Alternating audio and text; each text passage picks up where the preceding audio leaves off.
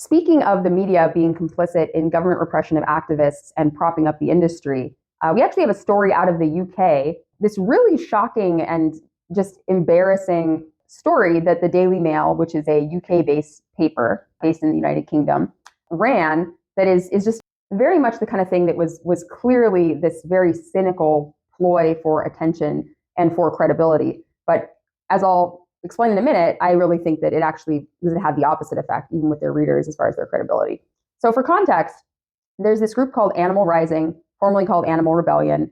And this is a group that is very, nonviolent, but very open and explicit about their commitment to direct action and their opposition to, in this case, horse racing. And just to give you a little bit of a sense of why horse racing is such an ethical travesty, you may not know this, but horses frequently sustain either fatal or life-threatening injuries that are completely avoidable on the track during these horse races. It's incredibly common for horses to be killed.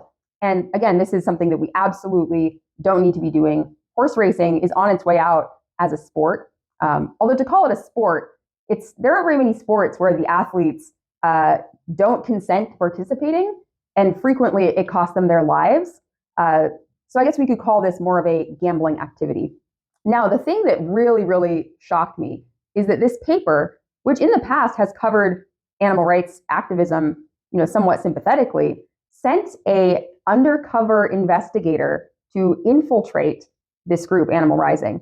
And what they discovered, what they revealed in their groundbreaking expose, is that Animal Rising was planning to disrupt this event that's called the Grand National, which is a very large, prestigious yearly horse racing event that spans several days that just happened in the last few days. And they actually not only reported on the actions and the discussions Animal Rising was having about how they would try to throw a wrench in this event, ideally cancel it, but certainly make a stand and let the public know, raise awareness not only of the fact that this is an ethical travesty, but also, raise awareness of the fact that there are people willing to stand up to the industry, even at personal cost. And of course, I mean the activists. So they not only wrote a story kind of, clarifying for the public or informing the public on the kind of operations of these groups, they actually reported their findings to the government. And they were very proud of this. So this is where it harkens back to the Jack Teixeira incident, where the New York Times and the Washington Post track this whistleblower down. This whistleblower who, like Matt was saying, whatever you think of him, certainly the information that he exposed is worth, it's in the public interest, both I think ethically and also just in terms of the content. It's very much the kind of information that people would expect the government to not be lying about. And the fact that the New York Times and the Washington Post were so proud of their support of the effort they were putting in and of the success they were having, basically punishing these whistleblowers and trying to get them in trouble. So the Daily Mail wrote this, and just to clarify, and you'll see a screenshot of the article here in a second, but I want to really emphasize that the tone of the article that they wrote wasn't just disapproving, it was absolutely hysterical. And by hysterical, I don't really mean funny, although if it wasn't so sad, the article would be kind of funny. I mean, they described them as essentially domestic terrorists. And at one point, they cited this vegan mob who was, out of control. They just not only did they make this group sound super violent and dangerous, but they also just completely exaggerated, what Animal Rising did and what they planned to do. And just to clarify, a happy point of this story is that Animal Rising did go ahead and disrupt the event anyway, even after this came out, quite successfully. They weren't able to cancel it, but they really made their stand. They weren't intimidated by this really pathetic attempt to, I guess, make them feel ashamed of of what they were doing, to shift public opinion against them. So I'm happy to say I don't believe that they succeeded in that. I think this makes the Daily Mail look really bad. I think it makes them look absolutely desperate for attention. Now, really disturbingly, although unfortunately not anything uncommon, 3 horses were actually killed at the Grand National just in the last couple of days. And I also really want to stress that I don't think the public or the readership of the Daily Mail even really supports horse racing. It's a practice that is already on its way out.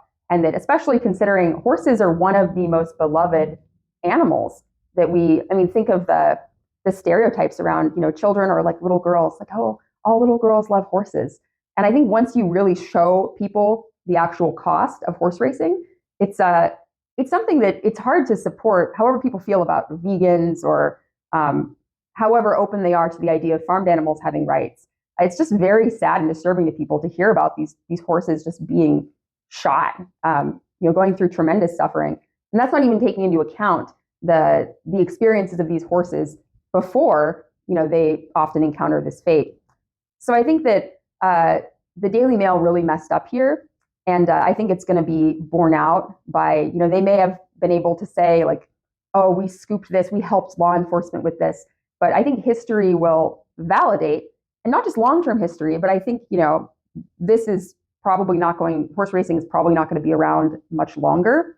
But knowing that this was a print journalist, that they personally were willing to do this, that really disappoints me. And certainly this event or this incident with this Daily Mail journalist was not about actually protecting the public. It wasn't about exposing something like the Pentagon Papers that was actually going to contribute to people's understanding of the world in the way that journalism, that expose or investigation journalism usually seeks to do. So upside of it is Animal Rising. This was I'm sure a traumatic incident for them. I'm sure it hurt trust within the community. But ultimately, not only did it not stop them from disrupting the event, I don't even think it was a PR problem for them. And perhaps it even helped them. I mean, the article that the Daily Mail wrote, which hopefully people will take with a large grain of salt, that made these people sound super dangerous, I think it's actually pretty easy to see through what they were doing, considering how ridiculously over the top the Daily Mail is in this piece, in emphasizing the courageous, courageous, groundbreaking nature of their expose.